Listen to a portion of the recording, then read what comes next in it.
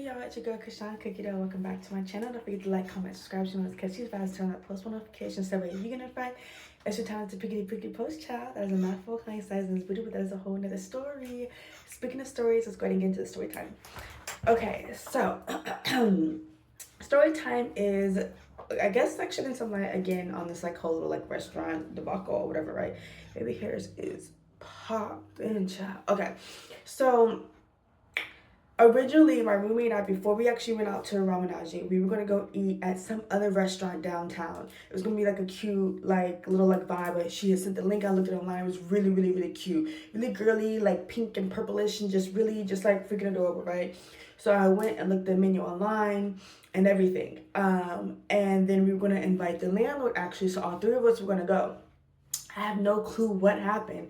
The landlord decided she wasn't gonna go, and because she wasn't gonna go, then instead of us to still go on, she decided to change it, and that's how we ended up around Menage. Now the part that I'm just like ugh about is like, I know you shouldn't like sit and like be like, dang, I wish I could have done things differently, but it is just like, I wouldn't have, like had we gone to the other restaurant, I don't think that this would have been an issue.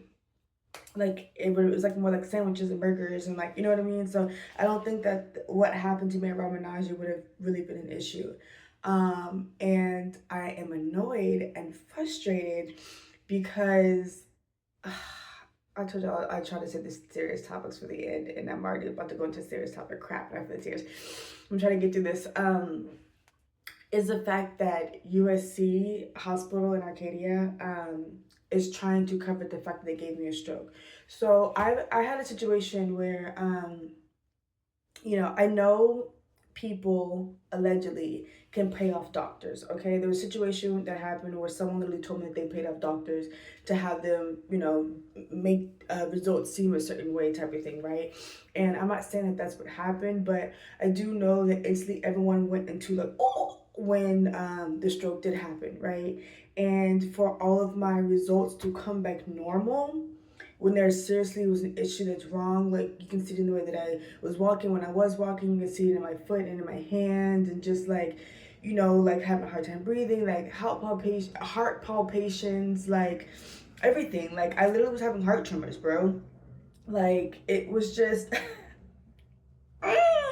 like muscle spasms, just everything, just absolutely everything. On top of the fact that I wasn't able to use the left side of my body, and I think that it's really sad and really frustrating, knowing that you go to medical professionals to get help, and the medical professionals that I went to get help, to try to help with the anaphylactic shock, actually ended up causing more harm than they did good for me.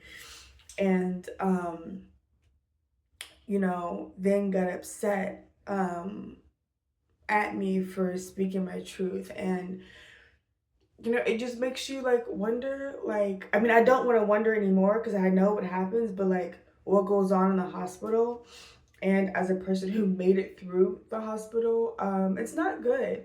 Like a lot of nurses in there, told me that they were literally just in it for the money, like that they didn't care about the patient's well-being, that they went into it for the money. They told other families to get into it for the money, like, which means that when they go into taking care of a patient, they're not taking care of the patient because they actually care, about the well-being. Because for them, they're like, regardless, I'm gonna get a check. And that's messed up because the patient's life can be affected. And if you've noticed, there is a really bad history line when it comes to Black and brown people in regards to hospitals.